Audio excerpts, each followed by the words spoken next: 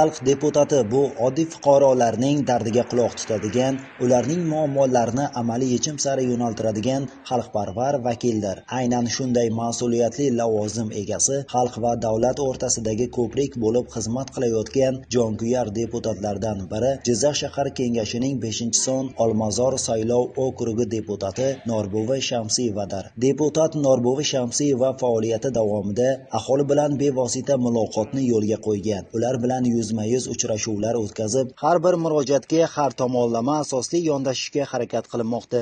Ijtimoiy himoya infratuzilma obyektlarini rekonstruksiya qilish, obodonlashtirish va ko'kalamzorlashtirish yo'nalishlarida amalga oshirilayotgan ishlarda uning tashabbusi va amaliy ishtiroki yaqqol ko'zga tashlanadi.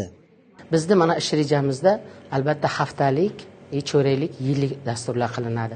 Mana shu dasturlardan 6 oy mobaynida obod mahalla, obod ko'cha dasturimizga kiritilgan bo'yicha mana shu to'rtta ko'chamiz asfaltlashtirildi. Yoritgichlar uchun elektr energiya tomonidan 2 transformatorlarimiz joyiga qo'yildi. Bundan tashqari yana yoshlarimizni tekinga mana mono markazlarga o'qishga yo'naltiryapmiz.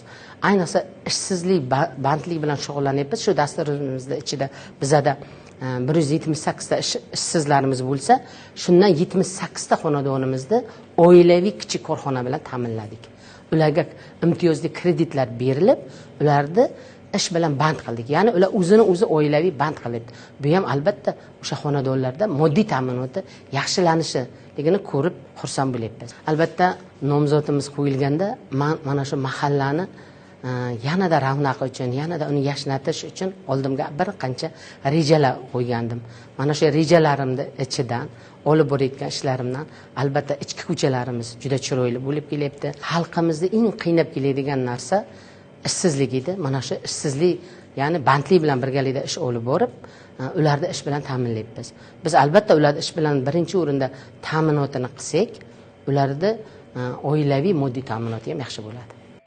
Bugun Olmazor mahallasida xalq vakili tashabbusi bilan bir qator ezgu ishlar amalga oshirilmoqda. Yaqinda bo'lib o'tgan uchrashuvda mahalla oqsoqollari va faollarning ishtirokida muhim masalalar muhokama qilinib, amalga oshirilayotgan ishlar haqida ma'lumotlar berildi. Jumladan mahalladagi 24 ta ichki ko'chalardan 4 tasi to'liq asfaltlandi.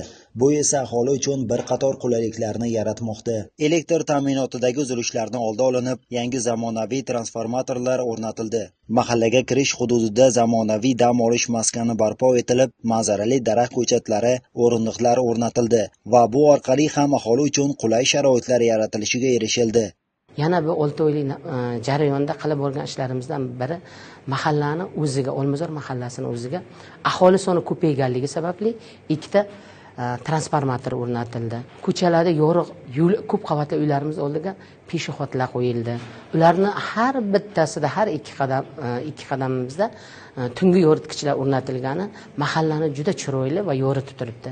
Kechqurunlari aylanishadi onaxonlar, otaxonlarimiz, farzandlarini olib chiqadi ko'p qavatlida yashayotgan fuqarolarimiz. Ularni xonadonlarga kirganda ulardagi quvonchni, ulardagi yurtboshimizga bo'lgan ishonchi, yurtboshimizga olib borayotgan islohotlari, ishlaridan juda xursandligini ular ko'zlaridan bilsak bo'ladi. Deputatlar o'zimizni oldimizga har bitta ishimiz bo'yicha mahallada ish rejalar tuzib olganmiz. Mana shu ish rejalarimiz asosida tadbirlar o'tkazyapmiz.